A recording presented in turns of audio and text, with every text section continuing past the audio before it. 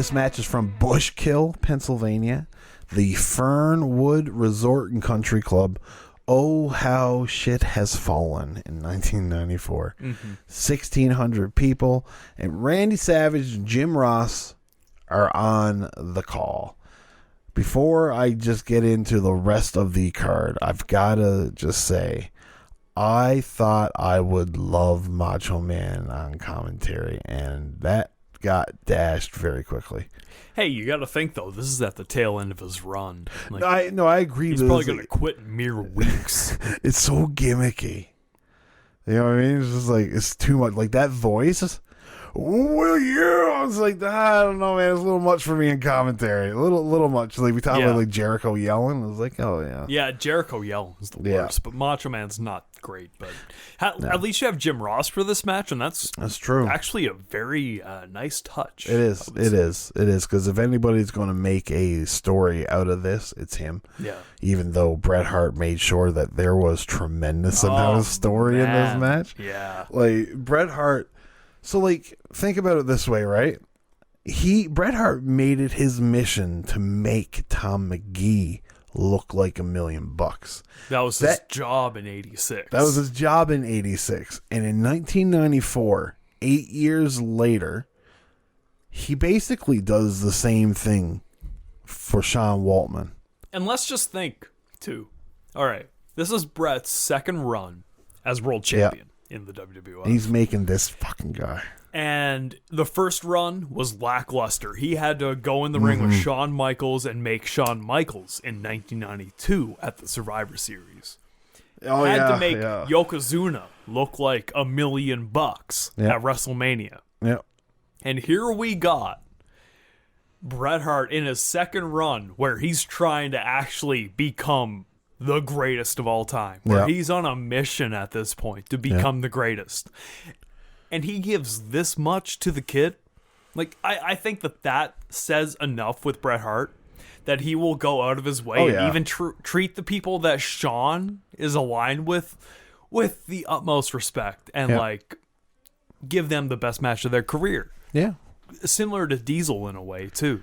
Where he gave Kevin Nash the best match of Kevin's career. Oh yeah, but you spoke about how Hitman, obviously he's trying to make himself look like a credible opponent, all while wearing his cum stain attire. He's doing the cum stain attire. Yes. No, it's my favorite Bret Hart attire.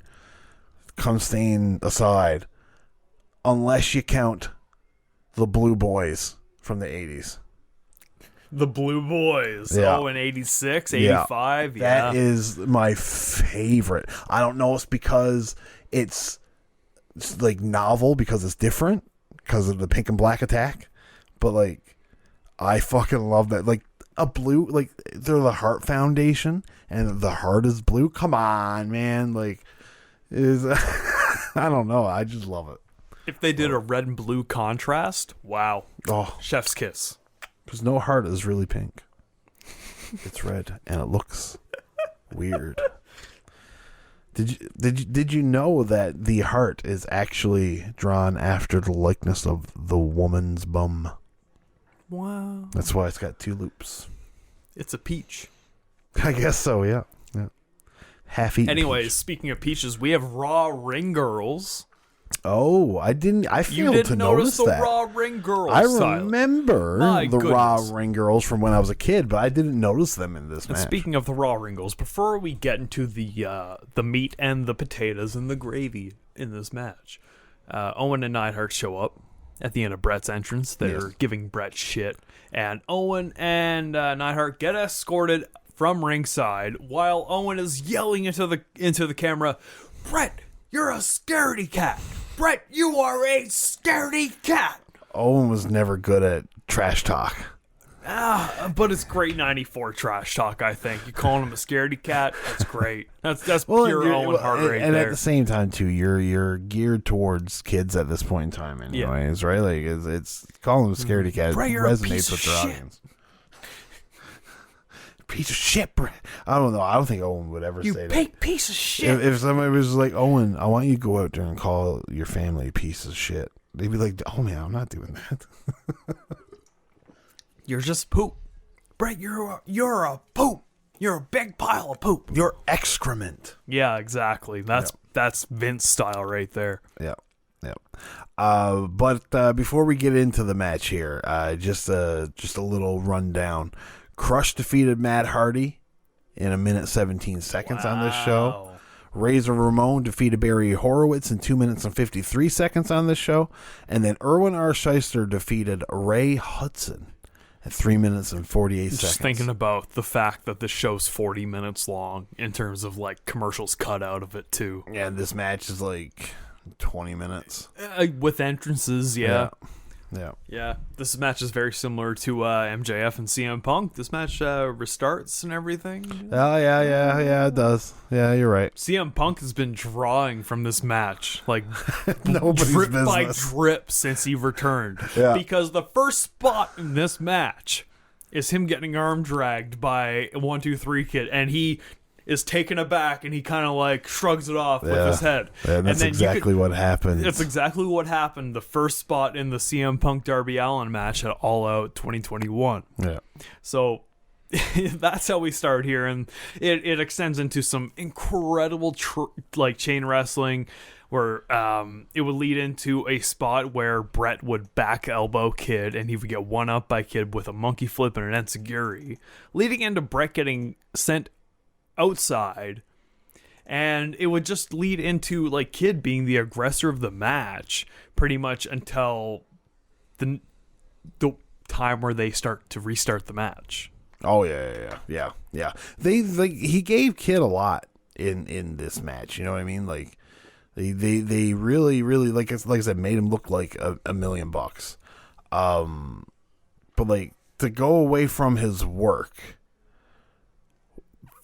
Like, what would ever possess somebody to wear like skateboarding knee pads in wrestling? Is that what Kid's wearing? They got like a plastic top over them.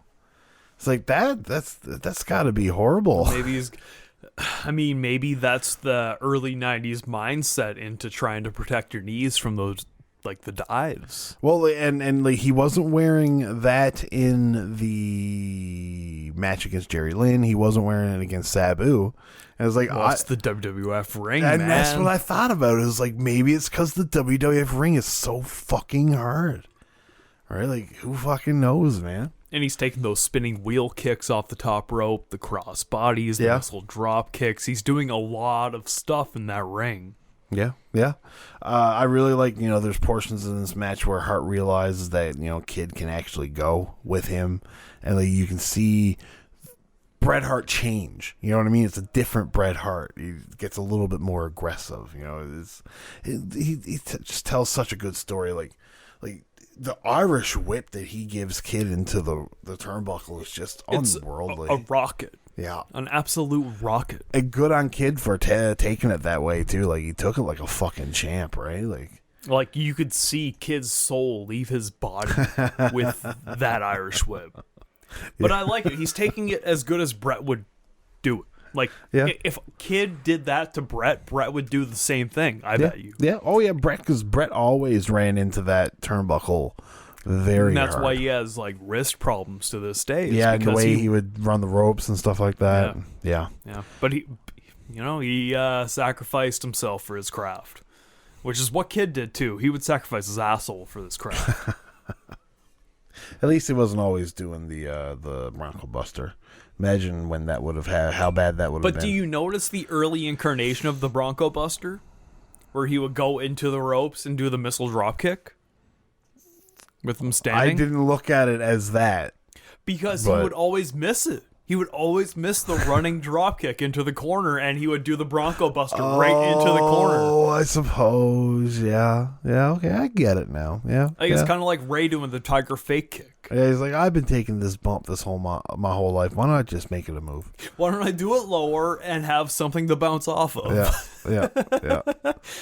Yeah, maybe somebody will touch my dick. Maybe they'll let me do it to a girl one day. Hey, Tori. Oh, man. Yeah, you're right. I'm sure he did it to Sable at some point. He was like, yeah, you've been down here in more ways than one in a sandwich. Or like... probably just had the rankest the fucking. They just like, I'm not washing my tights for a week. Oh, like Vader style? Yeah, or? and then I'll give Sable a Bronco Buster. I don't think he ever did give Sable a Bronco Buster. I don't think he did. But no, Bret, he's consummate professional. He realizes the kid won't really fully finish the crucifix pin or the the leg scissors pin. Yeah. And so Bret turns it into a Samoan drop of sorts, and then he would pin Kid, and he would get the 3, but Kid's foot is on the ropes.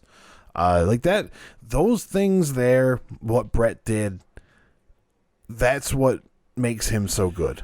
What Bret does afterwards is what makes Bret so good. That's is another aspect of it as well. Yeah, just like he the selling of it and how he's fighting is like he's disappointed. Yeah, he is disappointed that he has gotten this win over such a bullshit manner. Yeah, and he is like, no, you're not raising my hand. I want this match restarted. And he's refusing victory until Tim White tells Hebner that Bret is in fact correct. Yeah. I loved every minute of this. Yeah, no, I did too. But this match still would go a nice little bit too. Like Kid would just have this great comeback after. He would after roll Bret up immediately. He would roll him up immediately, but then he just goes on a high spot spree. Oh, yes, he does. You know what I mean? Like, he just does everything. Moonsault press into a power bomb on the top rope. Moonsault press, the Kid kicks in the corner. The running drop kick on Bret was unbelievably damn near knocks his head off. Yeah, it connected, man. Yeah. Let's see. He does a top rope leg drop, but Hitman pulls away. Kid would then glance off Hart with a senton to the outside, crashing onto the ground. He would then full-on crash back into the ring when he tried another senton, but Hart moves out of the way. It's just balls to the wall. And you got to remember, this is all in the WWF ring back in 1993 or 94. It's fucking insanely hard. And when you get to that point where Bret would perch him up for a superplex and Kid would turn that into a pinfall, I think that is where the match really kicks itself into another gear. Yeah. Because you get that missed running drop kick with Kid getting that last ditch effort chance on Bret. Yeah. But then Bret would turn it into this absolutely devastating bulldog onto Kid, and he would just spike himself. Like Kid would spike himself. It was brutal. Yeah. And he would toss him off the top ropes. Kid would go for a missiles drop kick after that, and Bret would end up catching Kid with a sharpshooter. Yeah, it's a pretty great transition into the sharpshooter. Unbelievable. Yeah, for 1994, this is to think that Bret had to wrestle Yokozuna and all this kind of bullshit in 1994, man. What a match this was. Bret would defeat Kid with that sharpshooter as well, and you'd get a standing ovation. The play-by-play would have a standing ovation for the two guys that just performed that match. They would embrace each other after the match. It was all kinds of good stuff. Yeah. All kinds of good stuff, and it is a very, very good match, especially when you think like this is 1994. Yeah. All right, like now, how many of these caliber matches were they doing that year? Not a lot. This is much better than Shawn Michaels and Razor. Like 100 times better. The ladder match? Yeah. I mean, I'm not a huge fan of that ladder match. That match is nothing. Back in 94 it was. It was, yeah. Back in 94 it was. But I mean, it's one of the first. You know what I mean? It's things are obviously going to get better from there. But that's that. Should we just mosey on? I think we should mosey on. Well, Travis, give it away. In the meantime, and in between time, sipping on my stevia cold.